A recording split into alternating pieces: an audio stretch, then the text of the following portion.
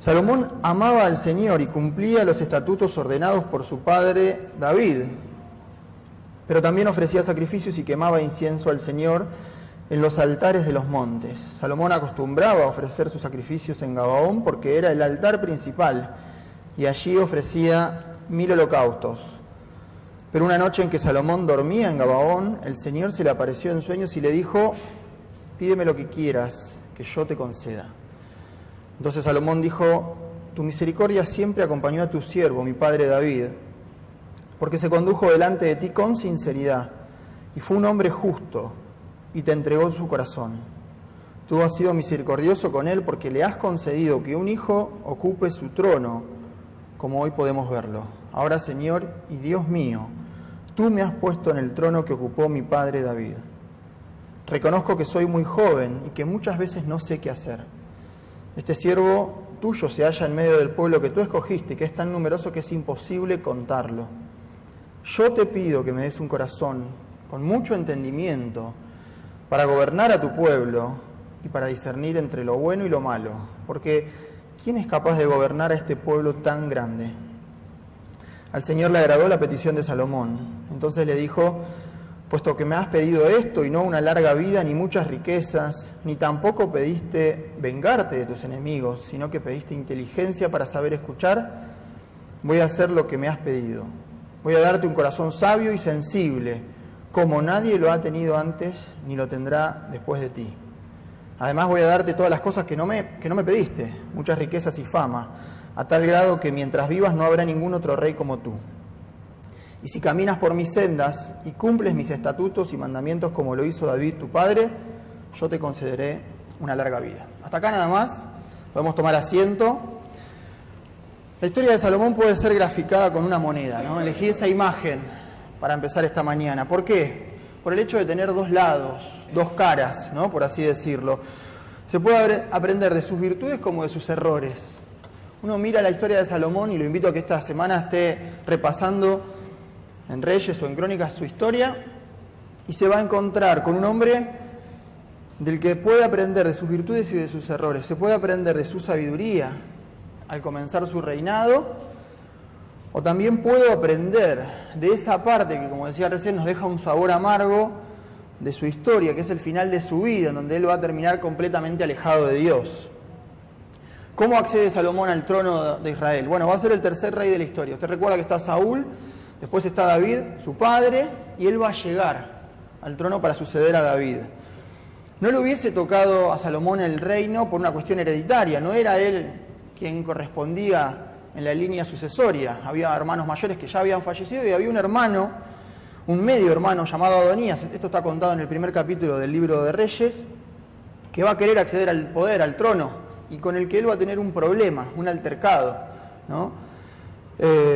A ese Adonías le hubiese correspondido por una cuestión hereditaria el reino, pero en boca de David, en el libro de Crónicas 28, se cuenta que el reino de Israel estaba separado para Salomón, que Dios había elegido a Salomón para que ocupara el lugar de David. Ahora, cuando nos adentramos en la historia de Salomón, uno puede hacerlo de por lo menos 3 maneras distintas. La primera es mirando su tarea como rey. Uno puede hacer un análisis, una evaluación histórica de su labor. ¿Fue un buen rey? ¿Fue un mal rey? Leemos la historia y lo hacemos. En segundo lugar, como escritor. Usted sabe que él dejó todo un legado de sabiduría poética. Escribió el Cantar de los Cantares, escribió el libro de Proverbios, el Eclesiastés. Hay 2 salmos también que son escritos por Salomón. Dejó mucho para nosotros. Y mucho de eso lo hemos leído a lo largo de nuestra vida en la Biblia. Hemos abierto la palabra de Dios y hemos leído las palabras de Salomón. No por nada se le dice el hombre más sabio sobre la tierra. Y la tercera forma, y como lo vamos a hacer estos 2 domingos, es ver a un hombre en relación con Dios. Mirar a Salomón y enfocarnos en el vínculo que él tuvo con Dios, la manera en la que se relacionó con Dios. ¿Qué me enseña su vida y qué me enseña con su forma de acercarse y también de alejarse de Dios? ¿No? Esta mañana vamos a ver 3 virtudes de lo que la Biblia dice que fue un hombre sabio. Y la primera de ellas, sí, es que él amaba a Dios. Reyes 3:12, lo leímos recién, dice que Dios respondió a su pedido, diciéndole, voy a hacer lo que me has pedido, voy a darte un corazón sabio y sensible, ¿no?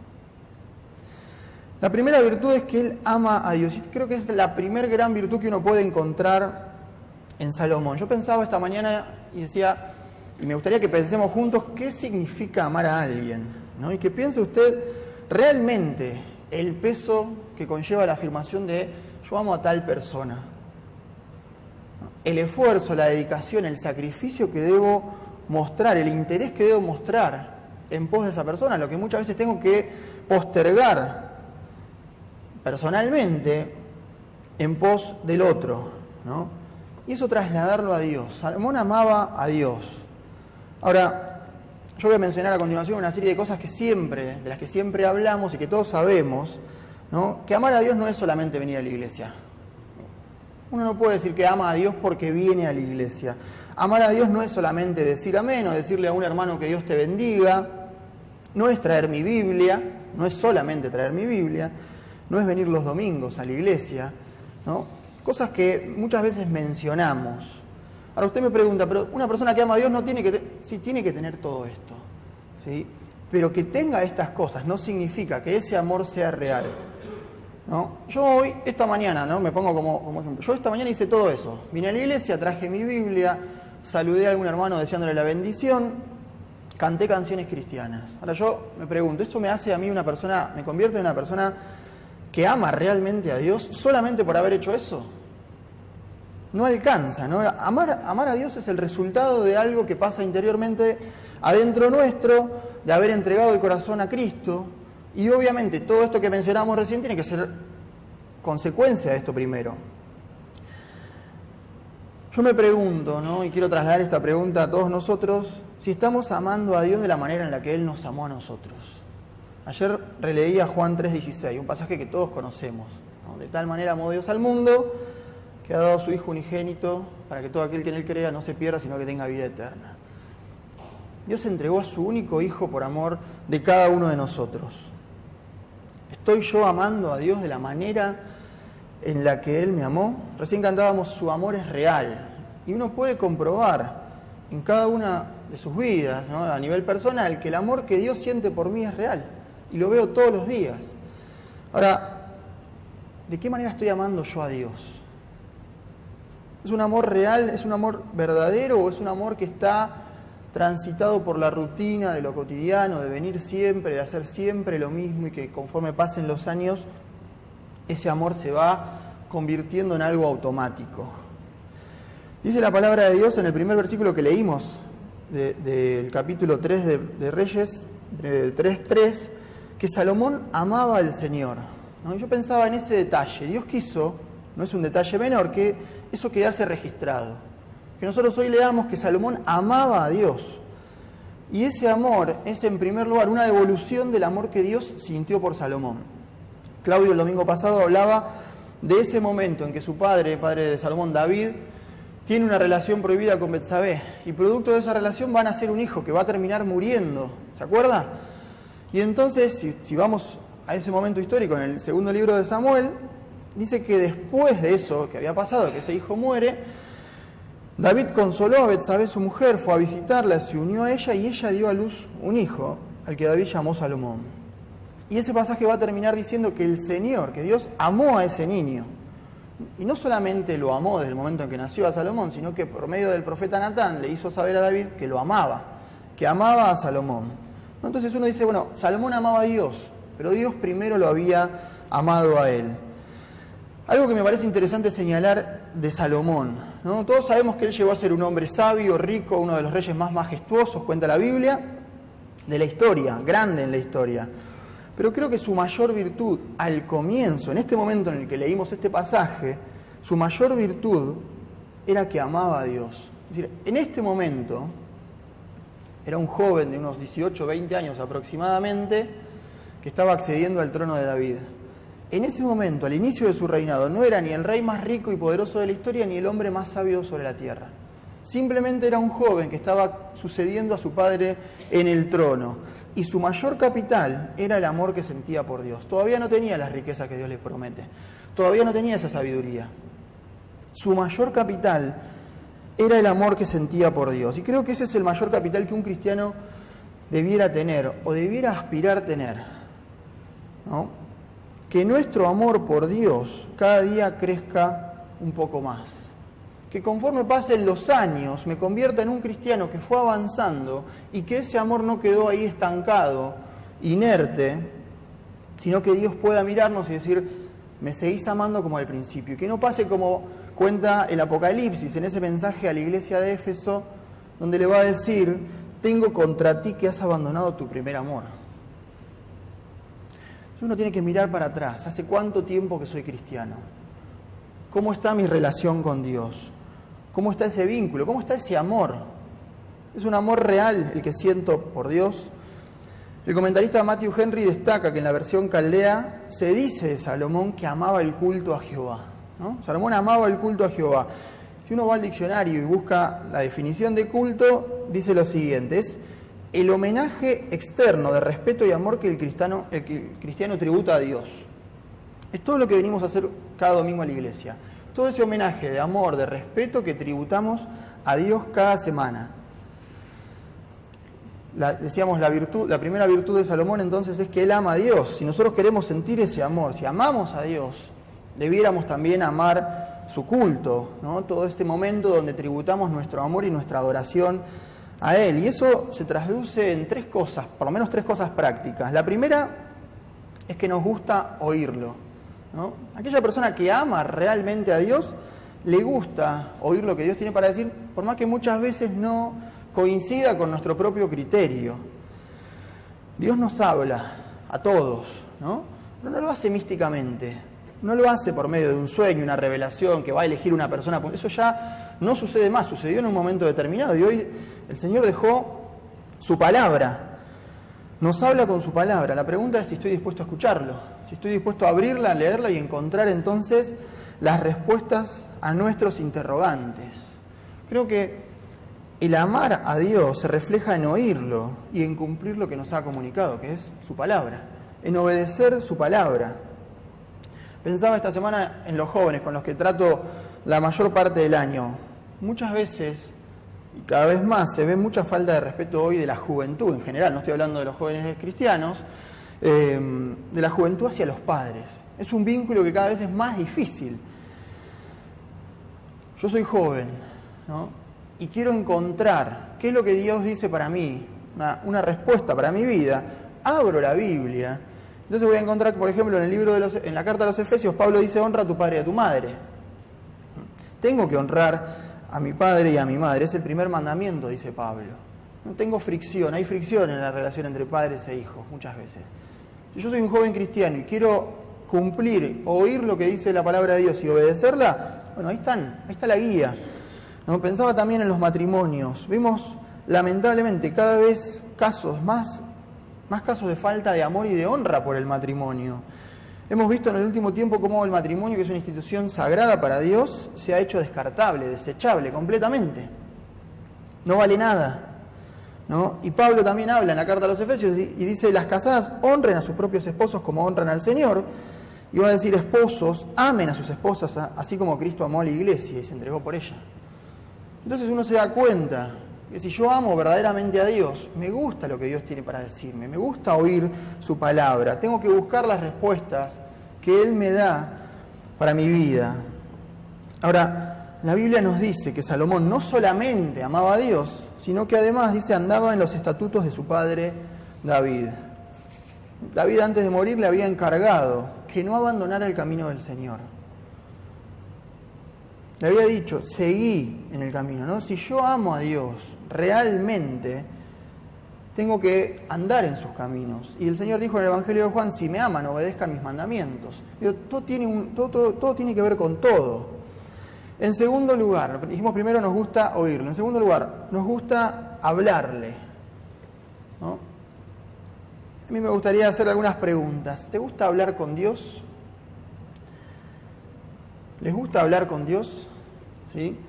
¿Le contamos nuestros miedos, nuestros anhelos? ¿Le contamos nuestras alegrías, nuestras tristezas? ¿Le contás tus enojos, aquellas cosas que te frustran, que te hacen mal? Creo firmemente que el amor es también esencialmente diálogo, es comunicación, que no puede haber amor si no hay diálogo, si no hay un vínculo en el que dos personas se comunican. Dos personas que se aman tienen que tener inevitablemente, si ese amor es verdadero, un diálogo constante. Y todos sabemos que esto demanda tiempo, que no se construye de la noche a la mañana. Ahora, yo me pregunto, ¿cómo puedo decir que amo verdaderamente a Dios si no dedico tiempo para hablar con Él?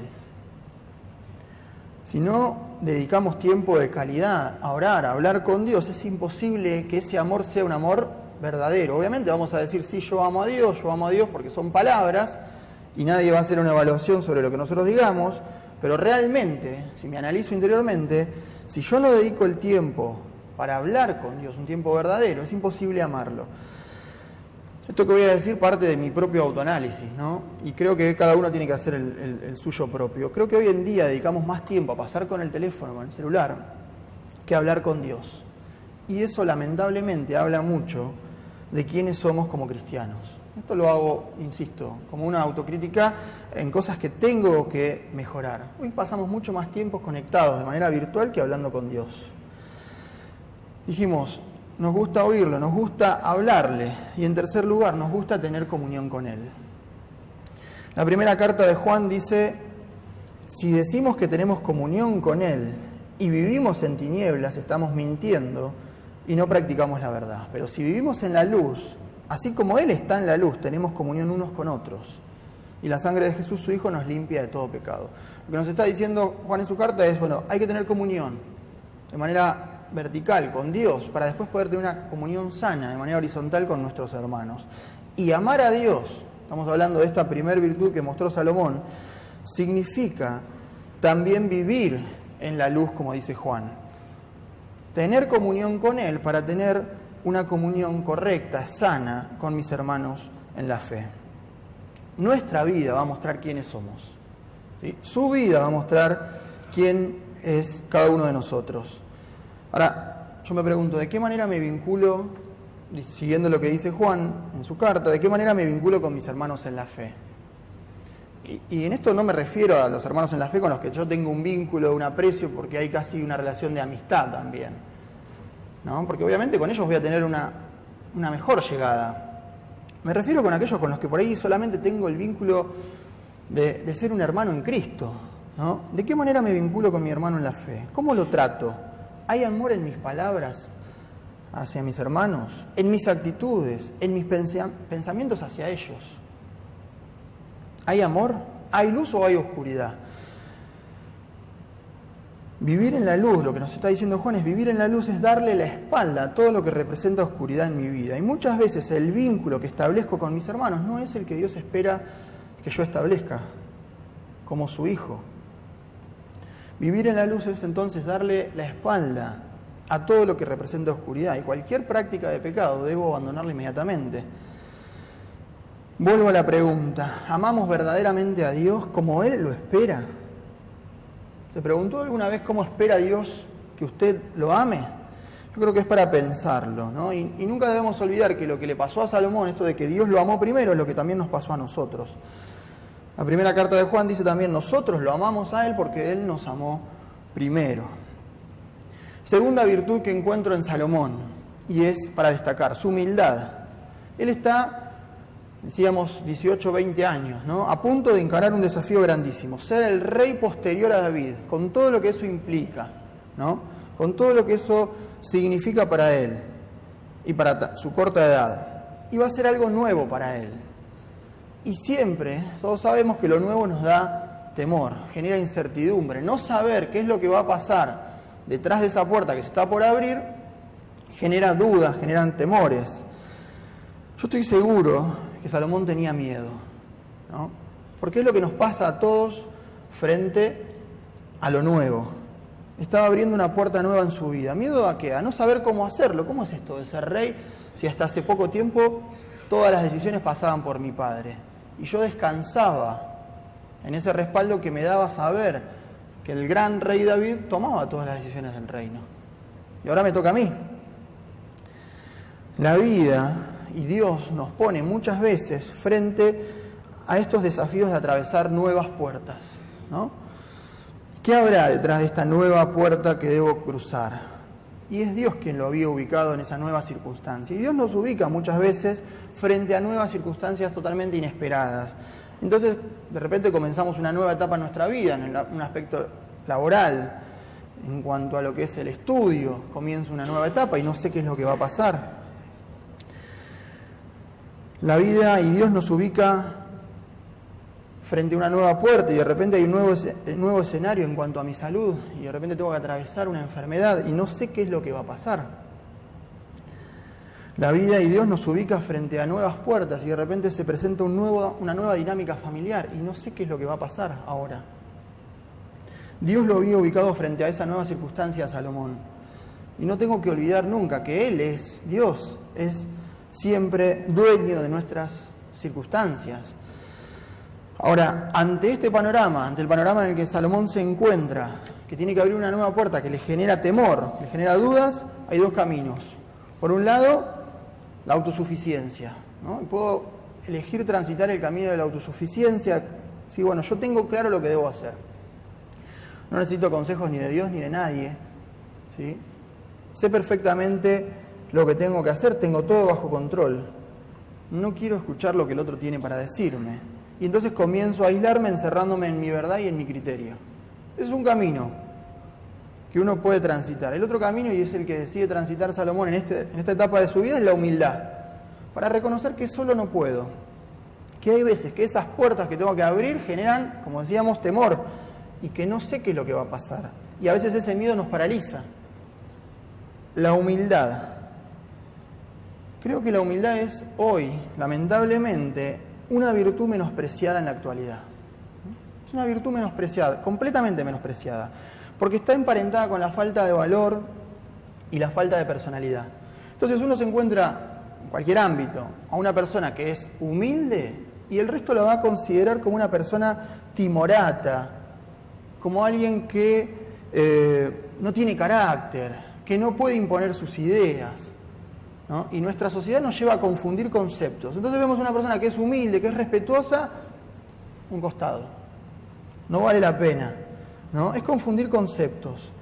Como cristianos creo firmemente que no tenemos que olvidarnos que la humildad es lo que me acerca a Dios y me aleja del pecado. Y que por el contrario, su antónimo, la soberbia, es lo que me aleja de Dios y me acerca al pecado. Decíamos, Salomón, 18, 20 años, y tiene que acceder al trono, ¿no? Y él va a hablar con Dios, y Dios se presenta y le dice, pedime lo que vos quieras, que yo te lo voy a dar. Y yo no puedo dejar de pensar en ese joven de 18, 20 años. Amo la actitud de Salomón, de este Salomón. Él le va a decir a Dios, ahora, Señor y Dios mío, tú me has puesto en el trono que ocupó mi padre David. Él reconoce que es Dios quien lo pone frente a esa nueva puerta que tiene que abrir. Reconozco que soy muy joven y que muchas veces no sé qué hacer.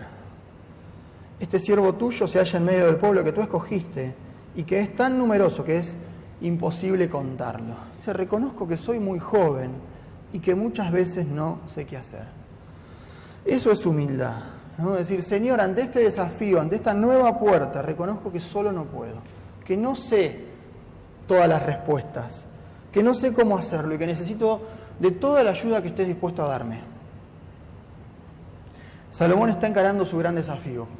Quiere ser un gran rey y para eso va a necesitar una sabiduría especial, ¿no? Y esa sabiduría, como sabemos, la va a recibir con la ayuda de Dios y él no duda un instante en pedirla. Y la oración de Salomón, al comienzo de su reinado, muestra esa humildad. Muestra esa humildad que tiene que tener todo hijo de Dios. La soberbia no va. No debería estar en la vida de un cristiano. Nunca. En ningún concepto, bajo ningún concepto. A Dios le desagradan las personas soberbias, las resiste. Y esto lo dice Santiago en su carta. Dios resiste a los soberbios y da gracia a los humildes. ¿Qué saco yo de Salomón, de esta etapa de su vida? Que debo pensar en mis actitudes. Debo pensar en mi manera de hablar, debo pensar en mi manera de contestar, debo pensar en mi manera de tratar a mi prójimo. Y que si encuentro en ellas, cualquiera de esas actitudes, un gramo de soberbia, debo inmediatamente cambiar. No darle lugar a ese sentimiento de autocompasión que va siempre a encontrar la excusa perfecta para justificarme. No, bueno, en realidad hice lo que hice, dije lo que dije, pensé lo que pensé porque él, ella hizo o... Siempre hay tiempo para hacer cambios y correcciones en mi manera de ser. ¿No? Yo me niego a pensar y no compro bajo ningún concepto ese argumento de, bueno, yo soy así, ya es tarde, ¿no? Ya no voy a cambiar, tengo determinada cantidad de años. Eso es simplemente una justificación barata, ¿sí? De aquellos que se niegan a cambiar.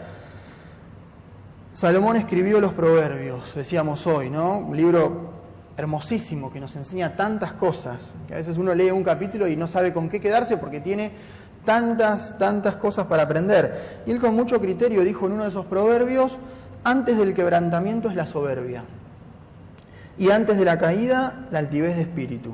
¿No? Antes del quebrantamiento es la soberbia, y antes de la caída la altivez de espíritu. Aquellas personas que se cayeron, que han fracasado, en cualquier ámbito, laboral, familiar, espiritual, no importa, si usted ve eso, detrás de esa caída, muy probablemente, y a veces muy hábilmente escondida, está la soberbia. ¿Sí? Lo dice Salomón, lo dice la palabra de Dios. Nos dice la palabra de Dios que Salomón entonces amaba al Señor y cumplía las leyes establecidas por David su padre. No solamente hay humildad para reconocer delante de Dios que no puedo, eso lo hace en la intimidad, sino que hay humildad también en este Salomón para escuchar a su padre, ¿no? David le va a dar en el capítulo 2 una serie de consejos prácticos. Ya estaba pronto a morir, estaba en sus últimos días David, y le va a dar consejos sobre aspectos técnicos del reino. Bueno, tened cuidado con esto, tened cuidado con lo otro. Le va a dar consejos para la vida. Y como decíamos recién, Salomón podría haber recorrido dos caminos. La autosuficiencia es decirle, bueno, sí, papá, está bien, ya sos grande, lo que lamentablemente hacemos los jóvenes muchas veces con nuestros padres, o lo que hizo, mostrar humildad también para escuchar lo que su padre dice, ¿no? Y David le va a decir, esfuérzate y sé hombre, guarda los preceptos de Jehová, tu Dios, andando en sus caminos y observando sus estatutos y mandamientos, para que prosperes en todo lo que hagas y en todo aquello que emprendas. A mí me genera una ambigüedad tremenda Salomón, porque todo esto que uno ve en su primera etapa, cuando lo lleva al final de su vida, dice cómo lamentablemente un hombre puede olvidar todo esto. Ahora, me centro en este Salomón, ¿no? En el que comienza. No eligió el camino de la soberbia.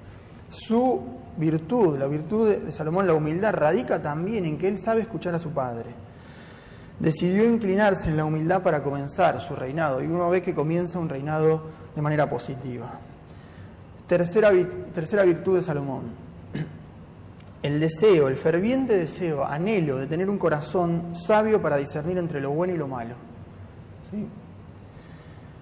Él no está buscando la sabiduría en términos de acumulación de conocimientos, no quiere acumular conocimientos, lo que quiere es la sabiduría, pero desde el ámbito práctico, desde el aspecto práctico, desea la sabiduría práctica.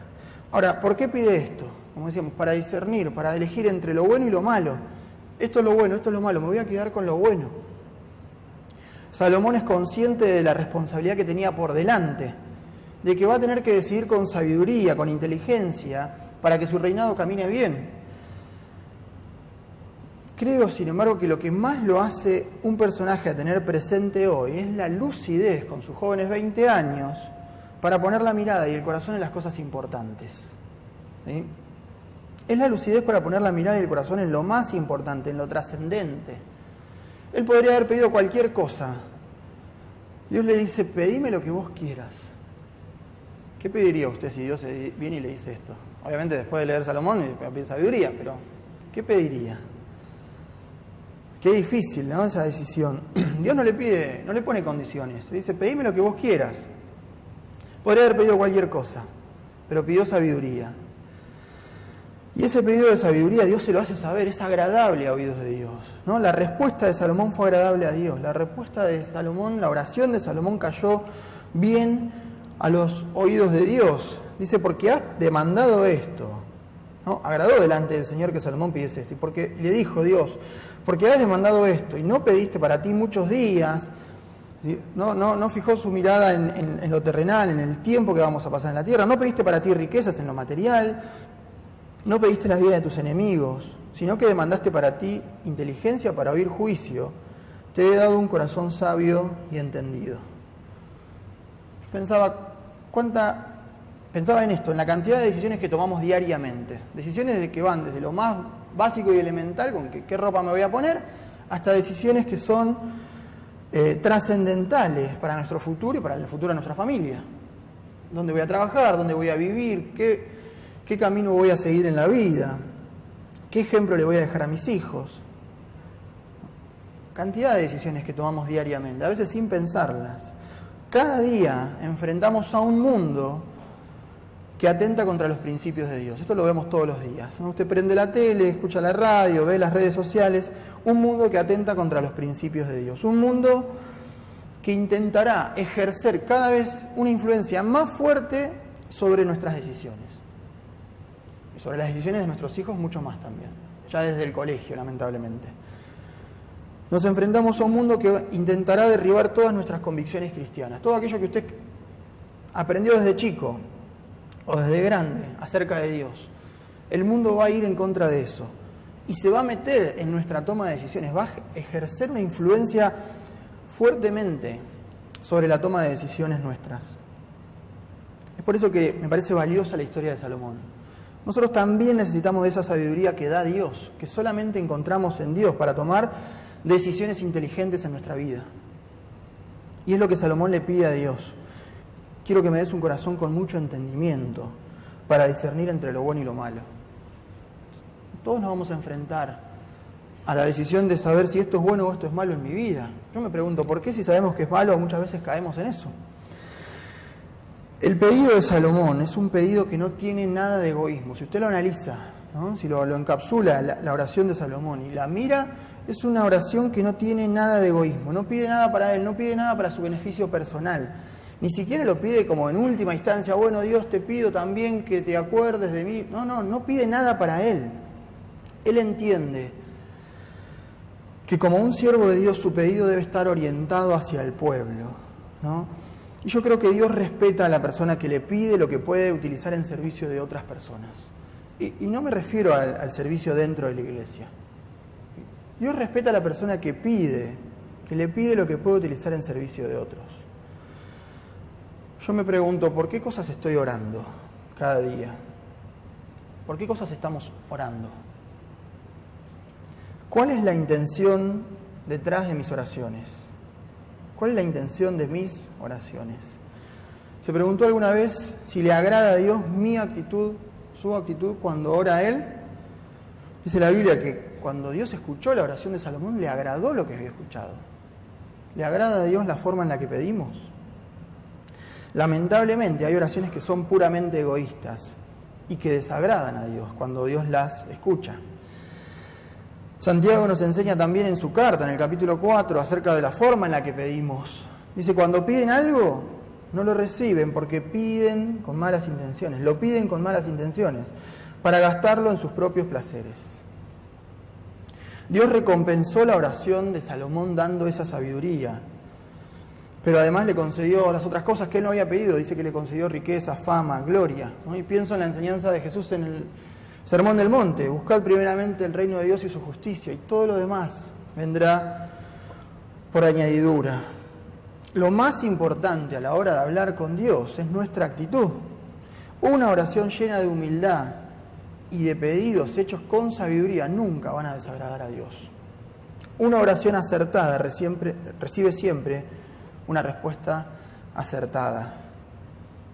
Creo que Dios quiere concedernos nuestras peticiones, pero le importa mucho más nuestra actitud al pedírselas. ¿De qué manera me acerco a Dios al pedírselas? ¿No?